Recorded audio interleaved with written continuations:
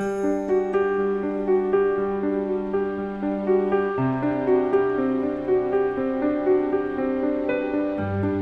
Katie, this is Ansley Claire, and we live our everyday life in the no excuse zone. Katie Rice and her husband Ben have spent the last few years riding a roller coaster of emotion.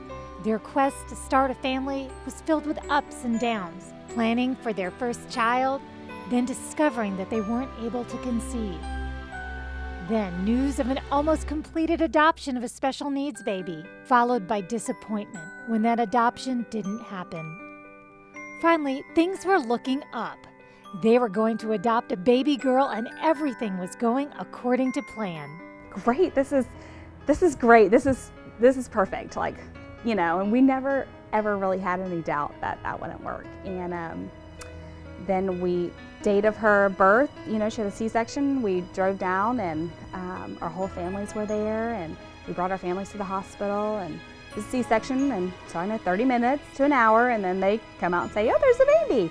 So an hour went by, and 2 hours went by, and 3 hours went by, and so she came out and said she wanted to keep the baby, and so we were just devastated, fell to the floor, and just devastated. The Rices returned to a home that was stocked and ready for the arrival of baby Ansley. We thought we were coming home with a baby.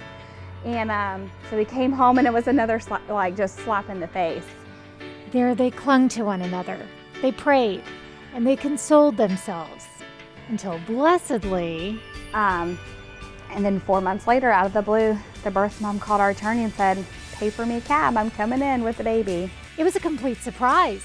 Baby Ansley was finally coming home. But there were issues. We were placed with her, and then the next day we went to a pediatrician, and just because she was very underfed, we knew she was underfed, so we immediately took her, and the first doctor said, she's handicapped, she's not going to live, you don't want her, you do not want to adopt this child. And yet for Katie and Ben, the idea of giving up Ansley wasn't even on the table. We never, truth, my husband and I never questioned, should we do this, or is this too much to handle, because we knew, and it was the strength of God for sure, but just the love when you see this baby. I mean, there's no way we could have said no. There's no way. Ansley is now 2 years old. She requires around-the-clock care, therapies, and lots of patience and lots of love. Love that she returns exponentially. And don't worry, Ansley saves plenty of that sugar for her daddy. Oh, she is Daddy's girl. He's a guitar player. He plays in our worship band at church. Her favorite thing is for him to play the guitar for her. So she has a couple little favorite TV shows, and he's learned the little music on it. So he plays it for her on the guitar, and the way she lights up is like, just puts you in a puddle, like melt your heart. It's so sweet. The Rices knew that life with Ansley would be extraordinary. It would be difficult, and it would at times be exhausting. What they didn't know is that life with Ansley would be fancy. Oh yes, as soon as we got her, we knew she was one fancy little pumpkin. We just created that little hashtag, and it just kind of stuck with her. I did it one day, and we made her like a little shirt, and it just stuck. And she just is a fancy little girl who just shares her love and her strength, and she's just so encouraging. She always has something fancy on, so it just stuck with her, huh? She's just a fancy little girl with a fancy little smile.